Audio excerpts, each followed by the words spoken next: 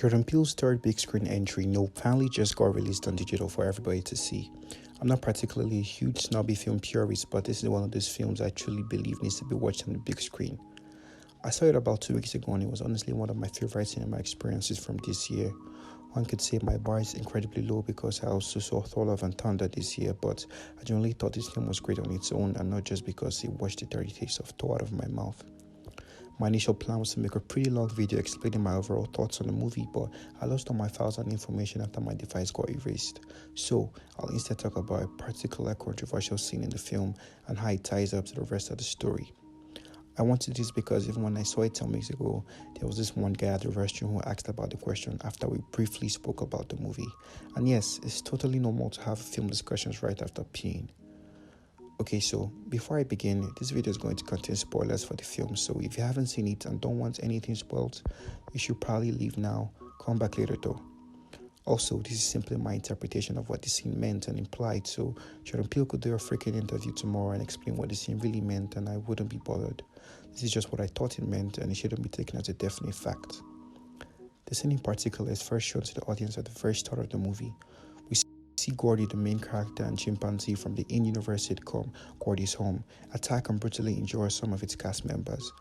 It's an unsettling and scary scene, but we really don't know anything more till we meet Steven Yeun's character Ricky, a retired actor now big ranch owner who used to star on the show. At first glance, he seems to be fine and free of any form of PTSD or trauma, but when Kiki's character M praises and flatters him, reveals his man cave where we see memorabilia from the show which got shut down due to the Gordy incident. Neither M or the Nicolaus Ojo know what really happened, and Ricky tries to downplay the situation, making it seem like Gordy only went on a non-harmful frenzy. There's a moment in this scene where we get a brief flashback of child Ricky terrified and hiding on set while he watched Gordy destroy his fellow cast members' bodies. This memory still haunts him, and while he clearly still thinks about it, he lies on the outside that he's good and profits off being on the show. Towards the end of the film, it is revealed that Gordy did in fact find him, but he didn't kill or hurt him. In fact, the two of them would actually have a really special moment before Gordy was killed, and this moment will be forever saved in his mind. This is not the main storyline in the film, but this is how I think it ties to the rest of the film. So Gordy and Ricky seem to have the best relationship on and off the show because even in the opening theme shared by Jordan Peele, we see the both of them share a fist bump while stargazing. That makes their bond clear, and it's that same fist bump that was about to be recreated right before Gordy gets killed. This moment is permanently saved in Ricky's mind and he carries it with him for many years. As scary as it must have been for him, this was also a very special moment and he didn't get to complete it. This is why when he and his wife would discover Jean Jacket, he would see it as a chance to finally relieve his close fist bump again, but on a much grander scale. It's obviously not every day you discover an alien, but due to his surviving the Gordy event unscathed, he felt special, almost like a god. Another thing to note is that he's not the only one who survived it. His on-screen sister also survived, but she was permanently scarred. I saw people online state that she plays no part in the film and that she was simply there for shock factor and mystery for the teaser, but I completely disagree.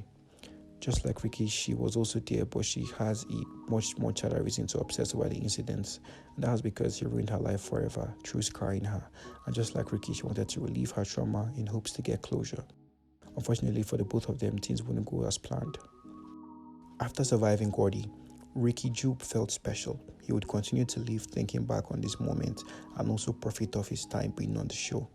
He discovered Jean Jacket, and this was why he not only bought Haywood horses, but also why he wanted to buy their land.